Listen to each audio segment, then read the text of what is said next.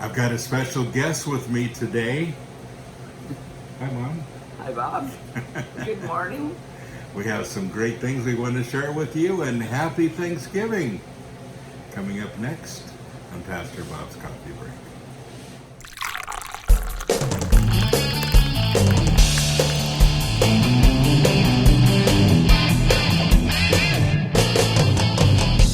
Well, we're sitting in our food building, Mom, and the one thing we forgot to bring in, Coffee. coffee. And it's the coffee break, and we forgot the coffee. But, Mom, I thought, this is kind of becoming a little bit of a tradition for you and I to do a little chat on Thanksgiving. This is nice. Yes. Yes. And in the food shed. So, I don't think we can say it's been an easy year. It's been a defining year. Yeah. And, we went through the tornado, and that was a big deal. And then my father passed away 9 months ago now. And that's been an adjustment for us, hasn't it, Mom? Big adjustment. Huge adjustment. After 70 years of marriage, that's a big deal. And then the coronavirus, and we've had to kind of stay, like they say, hunkered down. Yes. Difficult. Yeah, it has been difficult to stay inside. Yeah. Now, Mom, you and I go for a joyride every once in a while. Yeah. That's what we call it. We have to get out. A little drive, and we have gone to some stores with our masks on, and of course, getting a little coffee once in a while through the drive-through.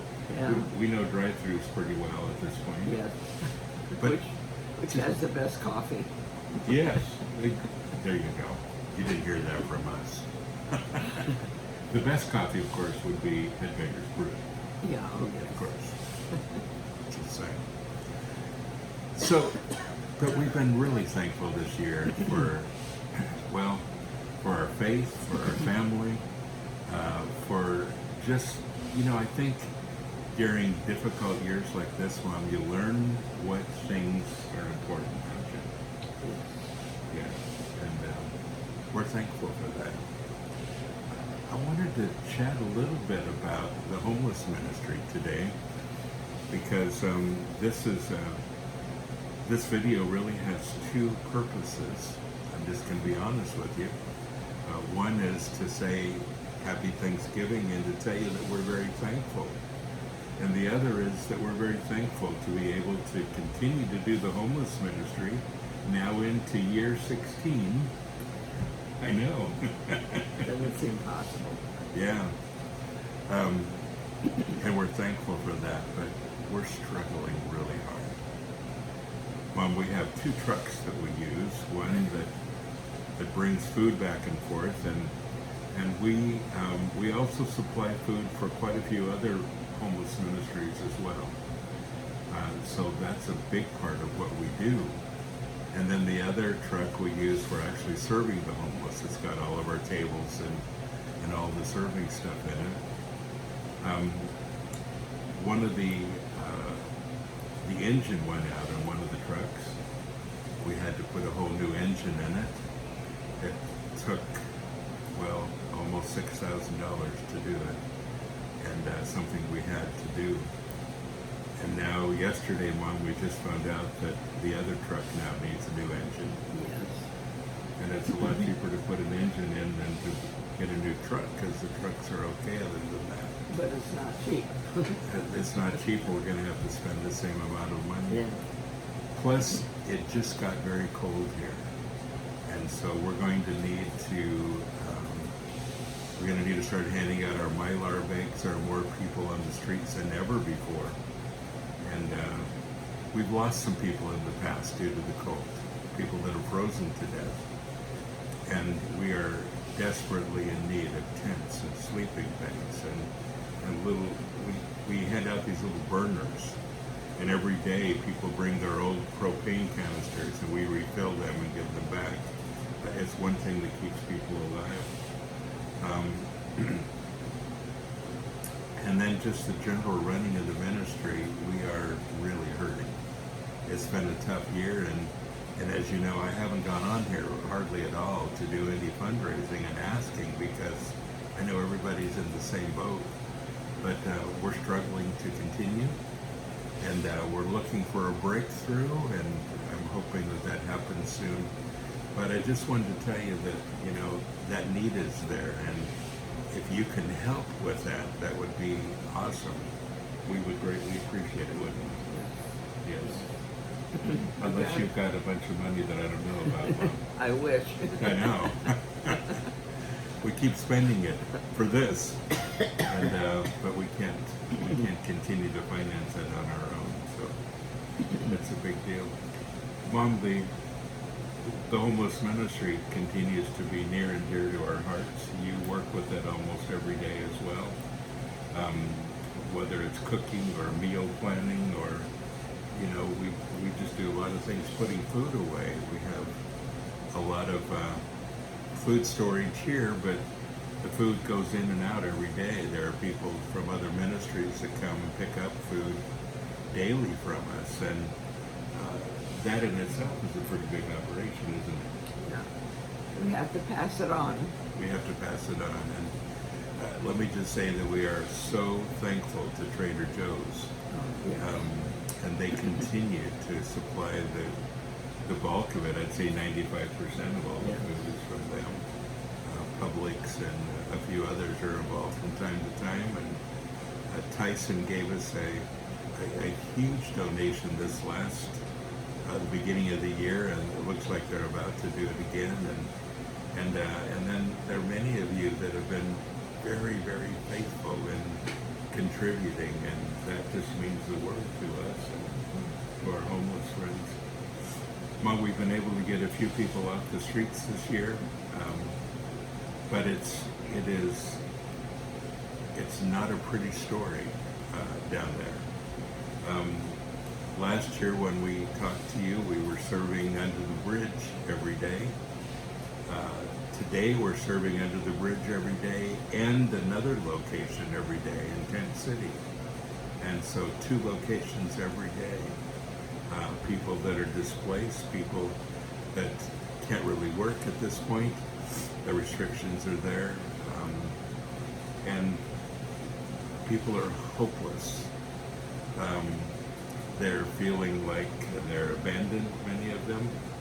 You know, they went through the trauma of the tornado, and the tornado was right there where we feed into the homeless. I mean, just 30 feet away, the brick buildings were demolished. That's how strong it was, and it was direct path. And they went through that. A lot of them, most of them, lost everything they had, and just held on to something for dear life. Cars on top of the bridge were overturned, and it was a huge mess. And then right after that, the lockdown. And no more people that really needed some counseling, needed some help, needed some interaction.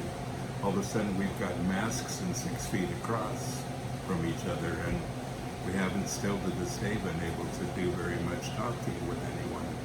And they really need it. So drug abuse, alcoholism is rampant. They're trying to survive, and they're trying to medicate. And there was one ministry that we knew of that was down handing out clean syringes, so that they wouldn't have dirty syringes as they're shooting up. It just breaks my heart that we've come to that, but we have a lot of work to do. And we're not going to abandon them. We're not going to abandon the ministry.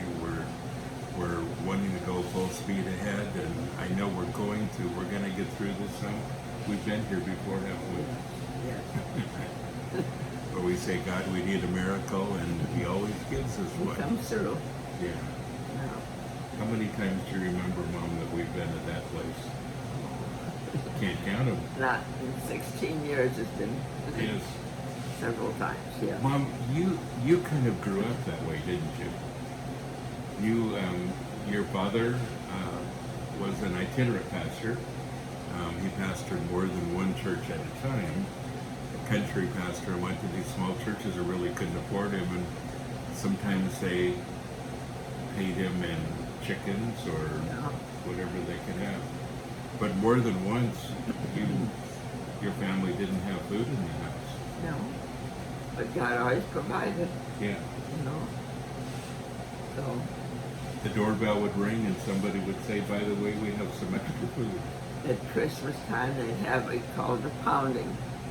And they'd bring all kinds of food for us. And it was stuff that wasn't perishable. Yeah. Sometimes it was some meat, but it was got us through the year. Wow. Yeah. Yeah. But you learn what it was like to make do with what you had, and Yes. you've lived that way most of your life. Yes. You know how to save. You know how to save, and you get to watch God provide miracles. Yes. Yes. That's the best part, isn't Yes, it? it is. Yeah. He never leaves us. No, Please. no. That's true. Well, you know, even though we've had a difficult year, and Mom, this has been a tough year for you as well. You know, it's a difficult thing to lose a family member. Some of you have, and you know what we're talking about. And when you lose a husband of 70 years and a best friend, Yes. that's a big deal, isn't it? It is a big deal. Yeah. And Mom is still healing from that, is still going through it. And I'm very proud with the way she continues to move forward and continues to be involved. But folks, we've all had a difficult time this year. And I've been in and out of the hospital, and my health hasn't been so good either. And not quite finished yet. One more surgery yet to go.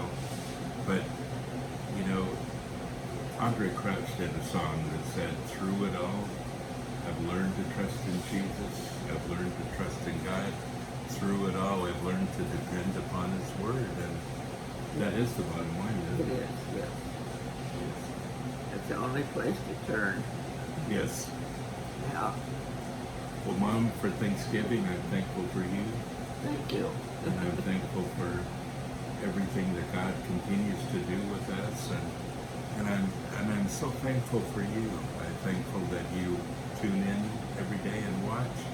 I'm thankful for those of you that have been involved financially with us. Thank you so much. You know, we couldn't do this without No. people that really care. It takes a lot of people. It takes a lot of people, it does. But thank you so much.